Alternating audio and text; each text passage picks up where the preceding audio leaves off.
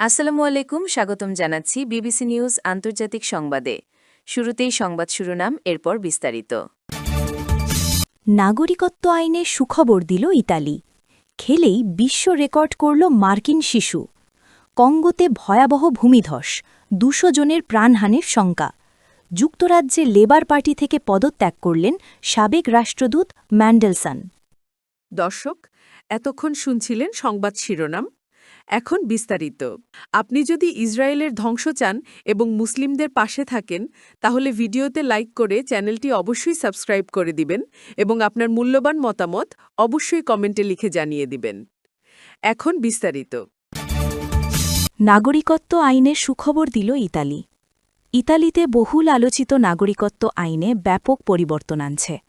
নতুন বছরে এ সংক্রান্ত সুবিধা পাবেন দেশটিতে বসবাসরত অভিবাসীরা।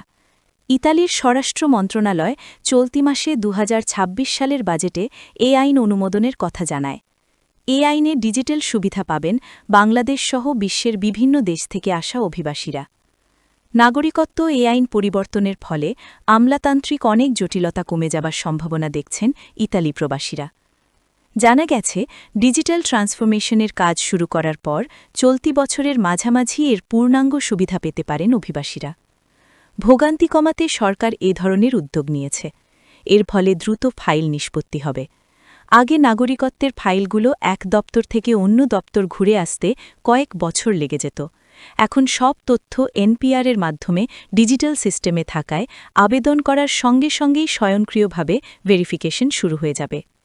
দীর্ঘ ১০ বছরের অপেক্ষার সঠিক মূল্যায়ন করতে যারা ইতালিতে টানা দীর্ঘ সময় বৈধভাবে বসবাস করে নাগরিকত্বের আবেদন করছেন, তাদের জট কমাতে কৃত্রিম বুদ্ধিমত্তা বা এআই ব্যবহার করে ডেটা যাচাই করা হবে। এতে অযথা ফাইল পড়ে থাকার সম্ভাবনা কমে যাবে। বিদেশে জন্ম নেওয়া শিশুদের জন্য বড় সুযোগ। ২০২৬ সালের নতুন বাজেট আইন অনুযায়ী বিদেশে জন্ম নেওয়া শিশুদের নাগরিকত্ব ঘোষণার সময়সীমা ১ বছর থেকে বাড়িয়ে ৩ বছর করা হয়েছে। এছাড়াও এবছরের ১ জানুয়ারি থেকে এই ধরনের অনেক ঘোষণায় ২৫০ ইউরো ফি মওকুফ করা হয়েছে। এদিকে এ আইন পুরোপুরি কার্যকর হতে ইতালি সরকারের ইতালিয়া ডিজিটাল ২০২৬-এর প্রকল্পের আওতায় আগামী জুন মাসের মধ্যে এই সিস্টেমটি পুরোপুরি সক্রিয় হওয়ার কথা রয়েছে, যার ফলে আবেদনকারীরা তাদের স্মার্টফোনের মাধ্যমে স্পিড বা সিআইই ব্যবহার করে আবেদনের প্রতিটি ধাপ লাইভ দেখতে পারবেন। এর আগেও পাসপোর্ট আবেদনকারীরা দেখতে পারতেন। স্থানীয় অভিবাসীরা বলছেন, প্রবাসীদের জন্য কেন বিষয়টি গুরুত্বপূর্ণ এর কারণ হিসেবে যারা নতুন করে ইতালিতে আসবে বা সিজনাল ভিসায় নিয়ম মেনে স্থায়ী হওয়ার পরিকল্পনা করছেন, তাদের জন্য এটি একটি বড় সুযোগ। খেলেই বিশ্ব রেকর্ড করল মার্কিন শিশু।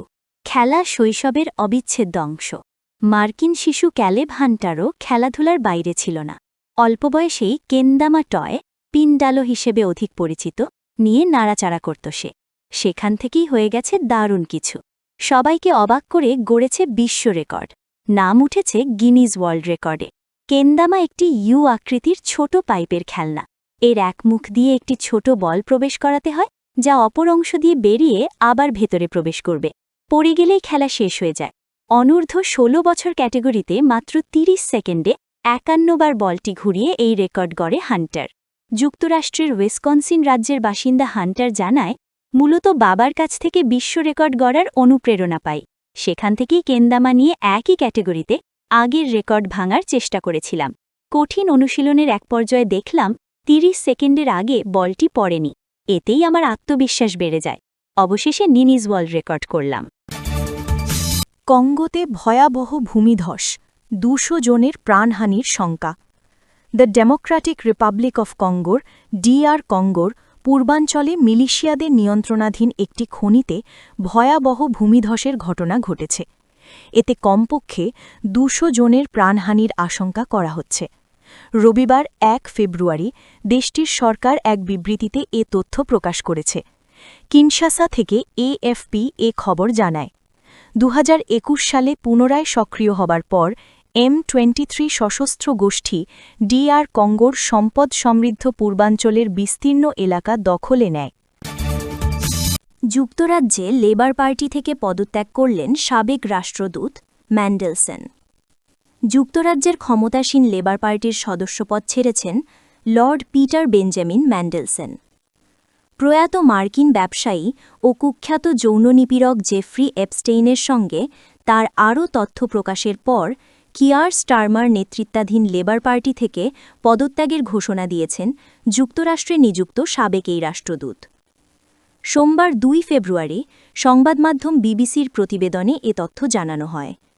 এপস্টেইনের সঙ্গে সম্পর্কের বিস্তারিত ইমেল প্রকাশের পর গত বছর ওয়াশিংটনে নিযুক্ত রাষ্ট্রদূত ম্যান্ডেলসনকে বহিষ্কার করে যুক্তরাজ্য সরকার। রোববার লেবার পার্টির এই নেতা বলেছেন, আলোচিত ও সমালোচিত যৌন নিপীড়ক প্রয়াত জেফ্রি এপস্টেইনের সঙ্গে তার অতীত সম্পর্ক নিয়ে যাতে আর কোনো বিব্রতকর পরিস্থিতি সৃষ্টি না হয় সেজন্যই দল ছাড়ার সিদ্ধান্ত তার। ক্ষমতাসীন দলের আরও বিব্রতকর পরিস্থিতি এড়াতে তিনি দল থেকে পদত্যাগ করার সিদ্ধান্ত নিয়েছেন।